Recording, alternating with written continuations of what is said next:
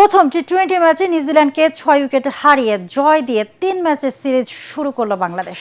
চট্টগ্রামের বীরশ্রেষ্ঠ শহীদ flight lieutenant Motiur Rahman স্টেডিয়ামে টসে হেরে ব্যাটিংয়ে নেমে দলীয় 11 রানে নিউজিল্যান্ড প্রথম উইকেট হারলেও তাণ্ডব চালায় তারা বাংলাদেশের উপর। প্রথম 10 ওভারে 2 উইকেটে 100 রান তুলে স্কোর 200 পার করার হাতছানি ছিল কিউইদের ব্যাটিংয়ে। তবে ম্যাচের শেষ দিকে এসে দারুণভাবে ঘুরে দাঁড়ায় লাল সবুজের দল।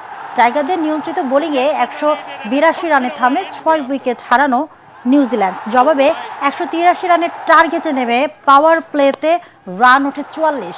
তবে হারাতে হয় সাইফ হাসানের উইকেট। 21 রানের পুঁজিতে সাজঘরে ফেরেন অধিনায়ক লিটন দাস। আর 77 রানে 3 উইকেট হারিয়ে বিপদে তখন বাংলাদেশ। চতুর্থ উইকেটে তাওফিক হৃদয় ও পারভেজ হোসেন 28 বলে 57 রানের জুটিও গড়ে বিপর্যয় ঠেকানোর পাশাপাশি দলকে জয়ের পথে নিয়ে যান। জুটি ভাঙে 14 বলে 28 রান করা পারভেজের বিদায়। পরে শামীম হোসেনকে নিয়ে জয়ের আনুষ্ঠানিকতা শেষ করেন 51 রানে থাকা তাওফিক হৃদয়।